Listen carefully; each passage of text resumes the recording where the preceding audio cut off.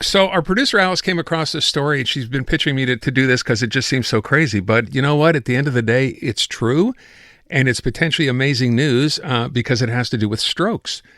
Dr. Chris Labos is a cardiologist with a degree in epidemiology. He's a regular contributor here, of course, on CJAD 800. You can catch him every Sunday on Weekends with Joanne Vrakas at 7:20. So I guess my first question is, and I want to be very precise about this, Chris, this is not a study that's been completed. It's a study that's in the process of being done. Am I right? That's exactly right. Okay. So it's being done in Hamilton. It's an international study, but Hamilton is the Canadian center, and it's looking to see if a new device might potentially be able to decrease the risk of stroke in patients who have atrial fibrillation. So the first thing I heard when Alice brought this story to me, she said, it's a coffee filter. It's the same kind of coffee filter that you use to brew coffee. So that in and of itself, I'm like, that's a pretty big thing. So obviously it's not like that. What exactly is it, and how do they imagine this will actually work? Yeah, I mean, listen, God bless the PR departments of hospitals. They sometimes come up with some great analogies. Basically what this is a device that's essentially like a metal coil, and they would insert it into your carotid arteries, which are the arteries that run alongside your neck. That's where you can feel your pulse in your neck.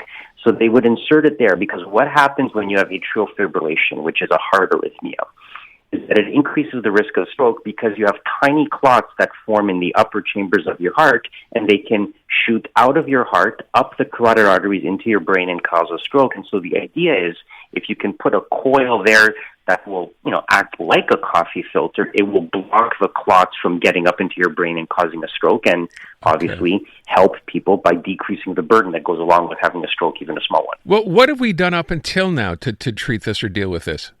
So, I mean, the standard practice is to give patients blood thinners. And most patients, a lot of patients have atrial fibrillation. It's a very, very common arrhythmia. I could fill my day seeing nothing but patients with atrial fibrillation. It used to be that we used to give them a blood thinner called Coumadin, which was very effective but very cumbersome because it required multiple blood tests to check the levels.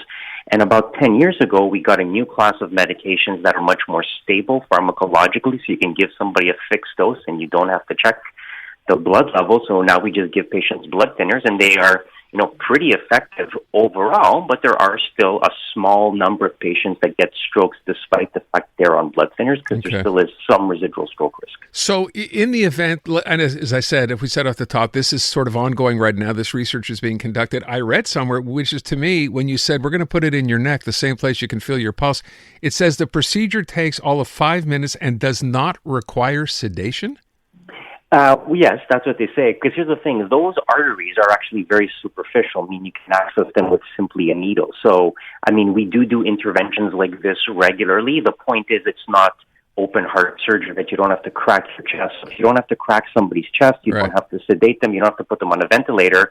It can be done because it's so superficial and so easily accessible, you actually can do it relatively quickly within basically as a same-day procedure almost. And so the idea would be once this becomes sort of, if it does become a standard, you insert this coil as you described it, and it stays in there forever? How does that work? Yeah, well, here's what we're going to have to see because, in theory, it sounds like a great idea. We'll have to see what happens in practice because this type of technology is not completely new. We do have vascular filters that we sometimes use. It's just that we tend to put them into veins. So anybody who's ever had a blood clot in their legs who is at risk for the blood clot going to the lungs might have gotten something called an IVC filter, this type of filter that you would put in the inferior vena cava, the large vein that runs through your abdomen up into your heart. Those can be removed. They can be temporary. We tend to leave them in long term. It sort of depends on the situation. But because atrial fibrillation is a chronic condition, because your stroke risk is never going to go away, it probably would remain there long term. But these are the types of things that have to sort of get worked out and to see what the optimal use of this device would be if it actually reduces the risk of stroke at all, right? In theory, it should, but we have to see in practice, does it actually make a big difference?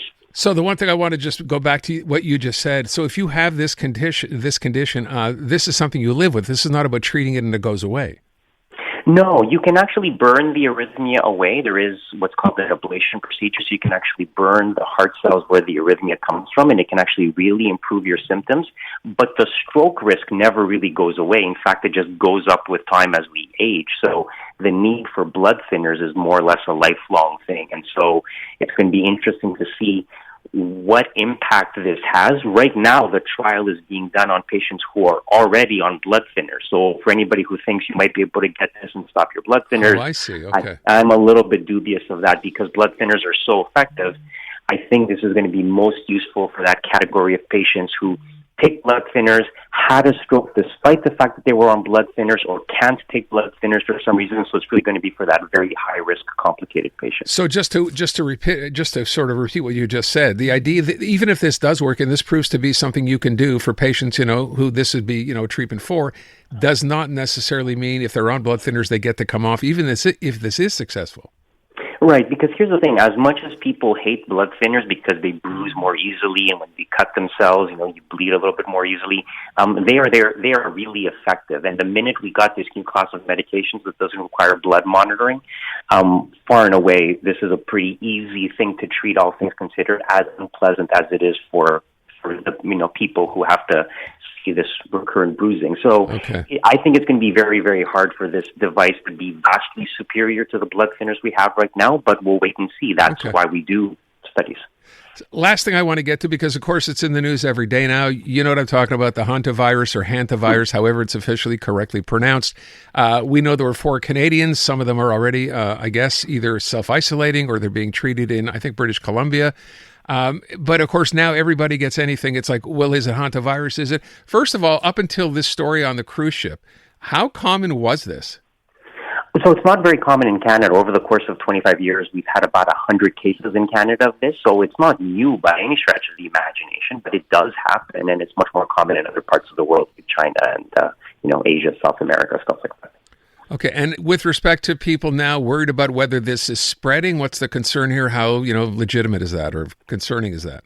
Well, I don't think it's legitimate at all. I mean, I think that the reason why people are drawing parallels is because this is a virus that they've never heard of before. Right. It's not new, but they never heard of it. It happened on a cruise ship. People are saying things like contact tracing and isolation. So for people who, haven't really been following along, this sounds very similar to what people were saying during COVID. And they said, oh my God, this could be the next COVID. But, the fact that it happened on a cruise ship is pretty much where the similarities end. It's a different virus transmitted differently, completely different viral family, not very easily spread from human to human. So, the likelihood that this is going to be a global pandemic is, as close to zero as you can probably get. Okay. With respect, and I asked this yesterday, we had someone on talking about this. I heard Dr. Bonnie Henry talking about this as well.